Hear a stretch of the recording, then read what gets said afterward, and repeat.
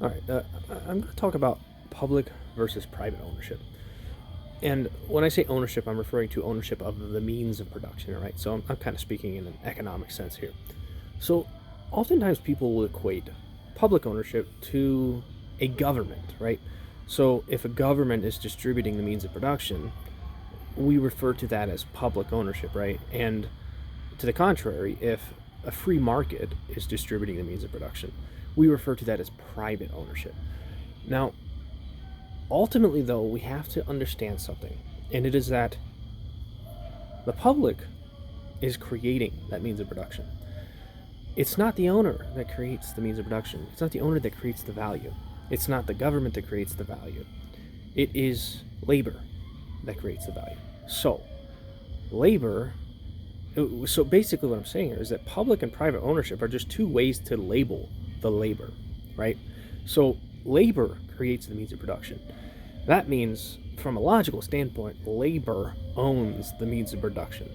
Now, if we were to say that public ownership is the equivalent to government ownership of the means of production, or that private ownership is equivalent to the free market ownership of the means of production, we're kind of, I think, doing ourselves a disservice here because, again, it's the labor that created the means of production.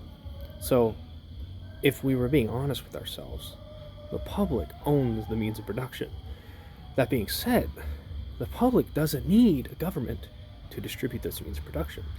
The public can organize in the free market to distribute those means of production to themselves, right?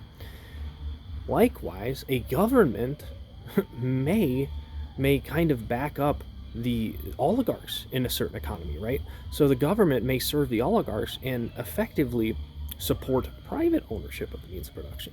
So there's no reason we should be equating public ownership to government and private ownership to the free market, right? Because again, a free market by itself, imagine a free market with no government. That free market can effectively distribute the means of production to the laborers, or it can manipulate the laborers to hand over effective ownership of the means of production to the owners, right? It doesn't matter if there's a government or not. What matters is that the working class is organized enough to claim the means of production, right? So, what I mean to say here is that the distinction between public and private ownership of the means of production is where the ownership effectively lies, okay? So, the ownership of the means of production, again, can be in the hands of the working class with or without a government. Likewise, it can be in the hands of oligarchs with or without a government. We have to understand how this works because oftentimes we will equate big government to communism, right?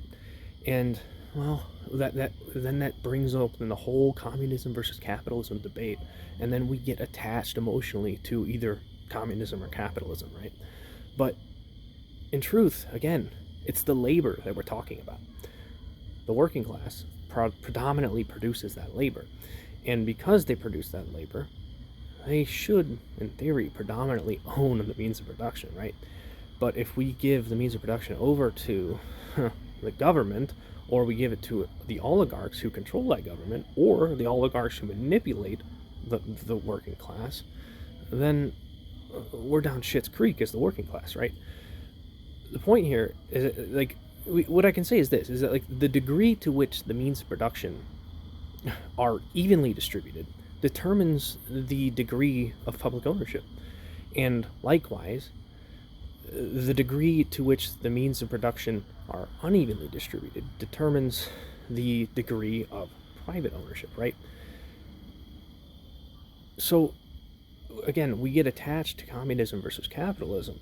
Instead, disconnect public ownership from the communism government or the communism government framework, and disconnect private ownership from the capitalism free market framework, and instead use use the framework that you can to reclaim the means of production.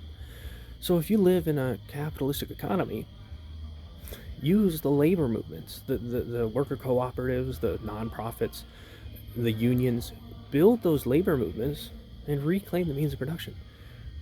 On the other hand, if you live under a communistic government, elect the right people who are going to distribute the means of production back to the laborers. Production always starts with the labor. Without the labor, there is no production. There is no means of production without the labor. So the laborers, again, in theory, should own the means of production. That is what is implied by public ownership. And that's not to say that you need perfectly even distribution of the means of production, but you do need at least enough even distribution to provide for the needs of everyone. Because if you don't provide for everyone's needs, and if you go as far to make it very difficult for people to provide for their own needs, you're going to run into a brick wall when that working class revolts. Whether they revolt against each other, or whether they revolt against the government or against the oligarchs, regardless, there's going to be a revolution one way or another if the working class fails to distribute, or rather to claim enough means of production so as to provide themselves with necessities.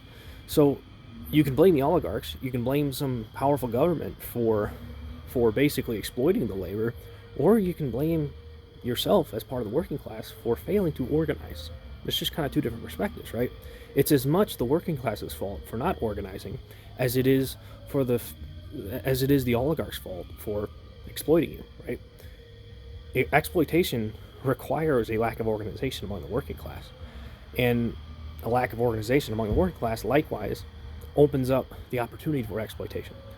Both are necessary in order for an oligarchic group to take control of the means of production at the expense of the working class, and likewise, in order for a government to kind of defend the oligarchs, it again requires a working class population to vote for the wrong people.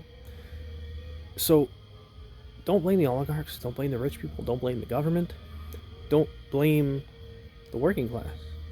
Just look at how you can improve your own behaviors to increase the organization amongst you and your coworkers. You do things, a lot of corporations will tell you don't talk about your wages with your employees, right? Why would they want to tell you that? Well, they want to tell you that to keep you from organizing, because if you don't know how much your fellow employee makes, then you can't so easily ask for a higher wage from your employer, right? So again, talk about wages with your employees. If you're not making enough money and you refuse to organize, you are as much to blame for your poor conditions as the oligarch is who's exploiting you. Again, exploitation requires kind of a surrender to the exploitation, right? If you remain in that victim mindset and allow yourself to be exploited and never take control and organize, who's to blame? Again, you can blame either side here. And that's the thing about a free market. Oftentimes, that's the thing about a free market and a government, the dichotomy between those two things. The government is a creation of the free market. The government, or rather a free market, and perhaps a working class who becomes organized, they decide to create a government to defend themselves. And oftentimes that works for a little while, right? Until the oligarchs manipulate the population into electing the wrong representatives, right? There's really, again, the government is a creation of the free market in every sense of the word or phrase. Okay, you can't compartmentalize these two things. If a government writes economic policy to distribute the means of production more appropriately, that's just like a formal way it's basically just a formal labor union. That's all it is. The government economic policy that distributes the means of production to the middle class more effectively is just a formal labor union. What matters is where the power effectively lies. Okay, if you perceive oligarchs to have the power and you perceive the government to be backing the oligarchs, the next step is to remove the government, to change the government, and to take power back from the oligarchs. That's the only step you can take, lest you surrender. Again, so thanks for watching.